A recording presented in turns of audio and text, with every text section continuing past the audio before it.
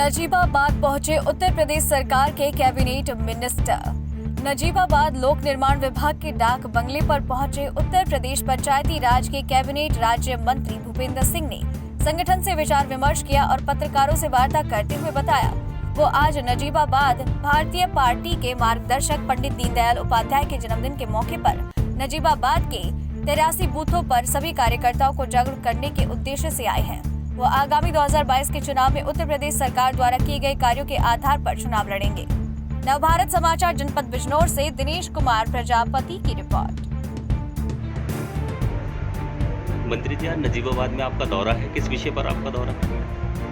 आज भारतीय जनता पार्टी के हमारे मार्गदर्शक जी और जिस विचारधारा को लेकर हम आगे बढ़े हैं उसके जनक आदरणीय पंडित दीनदयाल उपाध्याय जी का जन्मदिन है जी। तपराज जी हमारे ब्लॉक प्रमुख हैं, उनके पिताजी का स्वर्गवास हुआ जी। 2 कार्यक्रम ये थे, उनके परिवार में जाना हुआ, बाद में 283 नंबर बूथ पर पार्टी का जैसा निर्देश है व्यवस्था है कि सभी बूथों पर पंडित दीनदयाल उपाध्याय जी के जन्म दिवस के कार्यक्रम जी बूथ स्तर पर मनाए जाएंगे। जी। तो ऐसा 283 बूथ में मेरा जाना हुआ है जी। और हम लोग संगठन के जो हमारे अभियान है, कार्यक्रम है, हमारे महापुरुष हैं, उनको स्मरण के लिए उनके जन्म दिवस के रूप में हम लोग मनाते हैं और देश समाज के लिए पंडित दीनदयाल उपाध्याय जी का जो योगदान रहा है और हमारी विचारधारा को पोषित करने में उनका योगदान रहा, उसकी चर्चा हम सब लोगों ने की। एक गांव में बराबर पंचायत भवन का मैंने निरीक्षण किया है, विभाग की अधिकारियों के साथ बैठक की है, यही कार्यक्रम है। मंत्री जी, आगामी 2022 के चुनाव हैं, सभी पार्टियां अपने अपने लगभग प्रत्याशियों पे घोषित करने की कगार पर है। क्या नीतियां हैं 2022 के चुनाव की? क्या जनहित के लिए आपके? भारतीय जनता पार्टी हमेशा अपने कार्यकर्ताओं की सक्रियता और मेहनत, और अगर हम वर्तमान में हैं तो जो काम हम लोगों ने किए हैं, अब जैसे उत्तर प्रदेश में हमारी सरकार है, 4.5 वर्षों से हमारी सरकार काम कर रही है। उत्तर प्रदेश सरकार ने पूरे प्रदेश भर में माननीय योगी जी के नेतृत्व में जो काम किए हैं सभी क्षेत्रों में, उन कामों के आधार पर और अपने कार्यकर्ता की सक्रियता मेहनत के आधार पर हम लोग चुनाव लड़ेंगे। और मुझे विश्वास है कि उत्तर प्रदेश की महान जनता निश्चित रूप से एक बार पुनः भारतीय जनता पार्टी के नेतृत्व वाली सरकार बनाने के लिए अपना आशीर्वाद देगी। सर, कहीं ना कहीं आम जनता अभी बहुत ज़्यादा परेशान है। अगर गेहूं की बात करें, वो अपनी शिकायत कहीं करना चाहे, कोई ऐसा पोर्टल नहीं है, कोई ऐसा शिकायत का, जिनसे शिकायत करते साहब वही भ्रष्ट होते हैं, फिर किससे शिकायत करें सर? देखो, भ्रष्टाचार को लेकर प्रदेश की सरकार माननीय मुख्यमंत्री जी के नेतृत्व में उसके उन्मूलन के लिए संकल्पित है और जो शिकायतें आती हैं उन पर प्रभावी कार्रवाई, जो भी दंडात्मक विषय हैं उन दंडात्मक विषयों पर हम लोग कार्रवाई करते हैं। लेकिन सर, जांच तो उसे दे दी जाती है जिसने करप्शन किया है।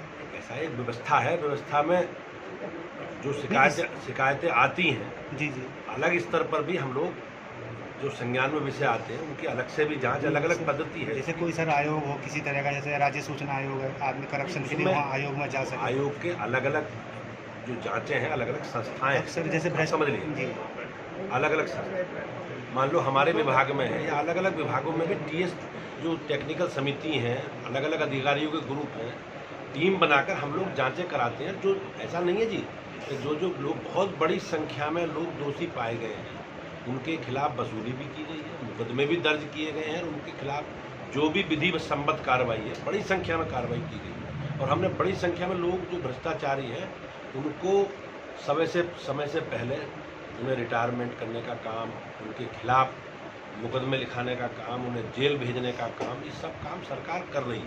अगर आपका कोई विषय है?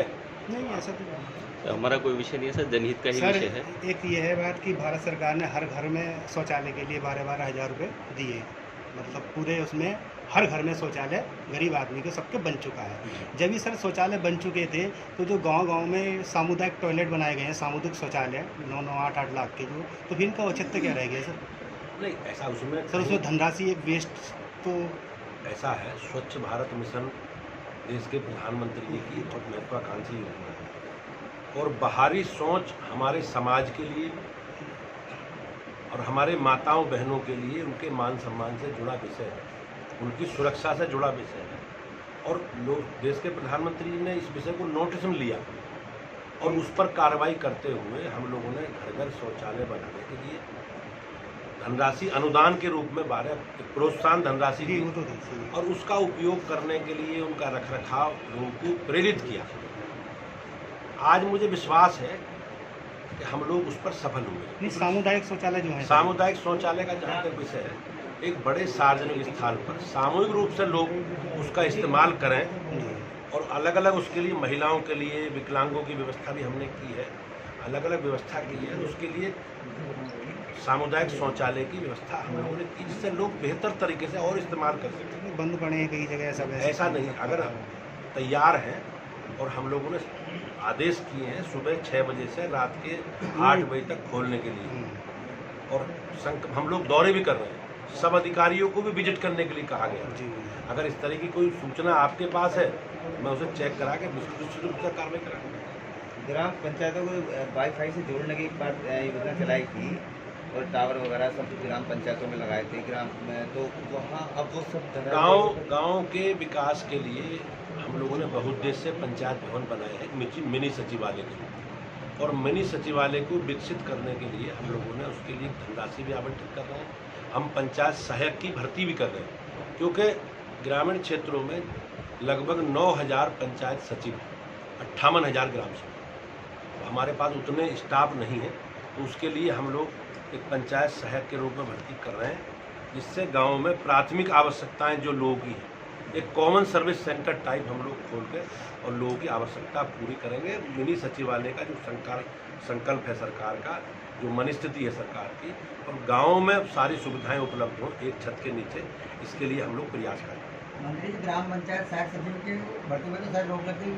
नहीं, जो भी कोर्ट की मंशा है उसमें कुछ सूचनाएं उन्होंने मांगी है, उसको जल्दी हम लोग जवाब देंगे। निश्चित रूप से अपने जवाब देने के बाद एक छोटा सा प्रश्न ये है कि भाजपा सरकार में योगी जी और मोदी जी की भ्रष्टाचार के प्रति जीरो टॉलरेंस की नीति है, उसके बावजूद अधिकारी बेलगाम हो रहे हैं, किसी की सुनने को तैयार नहीं, अपनी मनमर्जी कर रहे हैं। ऐसा है, सरकार के पूरी मंशा सारे विषयों पर नियंत्रित करके इस प्रदेश के विकास की गति को आगे बढ़ाना, जनता से जुड़े विषयों पर हम लोग काम करते हैं। ये आम शिकायत नहीं है जी।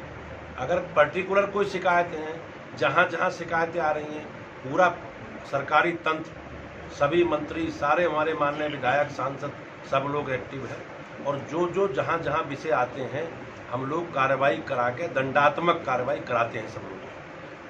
हम लोगों ने भ्रष्टाचार, बेईमानी, अराजकता, गुंडागर्दी, इन सब लोगों को नियंत्रित करने का काम इन विषयों को किया है।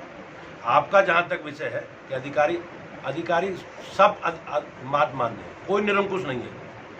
अगर कहीं किसी के मन में प्रश्न है तो जो लोग भ्रष्टाचारी हैं, बेईमान हैं, अराजकता हैं, जो एजेंडा चलाते रहे, अपना एजेंडा चलाने की अनुमति सरकार माननीय मुख्यमंत्री जी के नेतृत्व में किसी को नहीं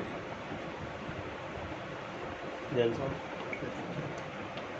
सर, नजीबाबाद का जो संगठन है अभी उसमें बड़ा फेरबदल हुआ है, आपके नगर अध्यक्ष को चेंज किया गया है, दूसरे अध्यक्ष बनाया गया है। देखो, ये तो संगठन के जो अधिकृत लोग हैं, माननीय जिला सर, आगामी चुनाव है। देखो, संगठन एक नियमित चलने वाली सतत प्रक्रिया है, कोई स्थायी व्यवस्था नहीं है। पार्टी ने कोई परिस्थिति के अनुसार विचार करके तत्काल परिस्थिति को ध्यान में रखते हुए कोई विचार किया होगा, इस विषय की मुझे कोई जानकारी नहीं। लेकिन अगर आप चाहें तो जिलाध्यक्ष जी से इस विषय में बात कर सकते हैं, लेकिन ऐसा कुछ नहीं है। हम लोग संगठन के कार्यकर्ता हैं, कोई स्थायी व्यवस्था संगठन में नहीं होती।